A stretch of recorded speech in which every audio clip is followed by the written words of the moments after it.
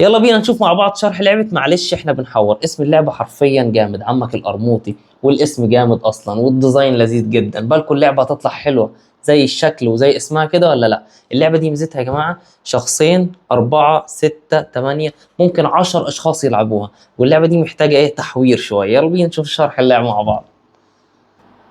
يلا بينا نشوف مع بعض شرح لعبة معلش احنا بنحور. اسم اللعبة حرفيا جامد. بص يا جماعة، احنا هنشيل الكرتونة.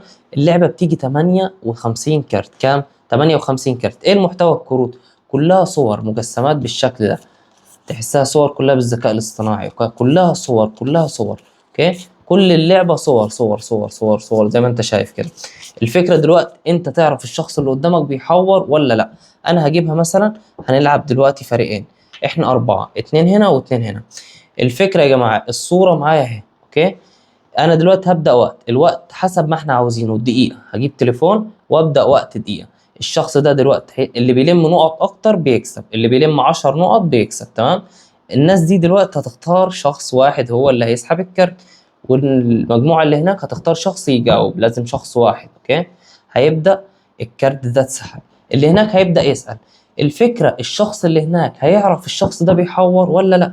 مثلا الشخص اول ما نبدأ الوقت الدقيقة ده يقعد يسأله أسئلة، ده حيوان ولا بني آدم؟ ده هيبدأ يحور، مثلا هيقول له حيوان، هيقول له الحيوان أليف ولا مش أليف؟ هيقول له أليف. هيبدأ هيقول له الحيوان ممكن يتربى في البيت ولا لا؟ هيقول له يتربى في البيت. هيقعد يكذب عليه على محتوى الصورة. تمام. بعد ما الدقيقة تخلص الشخص ده هيسأله، هيقول له أنا كنت بحور ولا لا؟ هيقول له أنت كنت بتحور، وهو فعلا كان بيحور. فالشخص اللي هناك هياخد الكارت. اتفقنا كده؟ نقطة. الفريق اللي هناك خد نقطة. لو مثلا قال له لا انت ما كنتش بتحور وده كان بيحور، الشخص ده اللي هياخد النقطة. فهمت الفكرة؟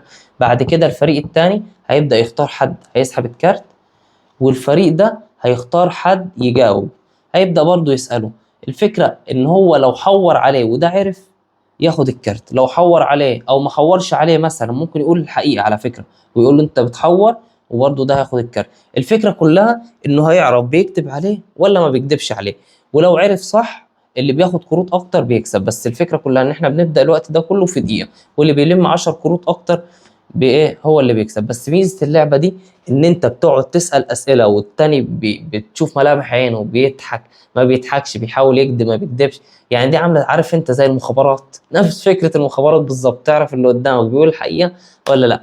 اللعبه جامده جدا وحاسسها مختلفه ولذيذه، وحرفيا في اللعب غير الشرح. اتمنى تكون عجبتكم.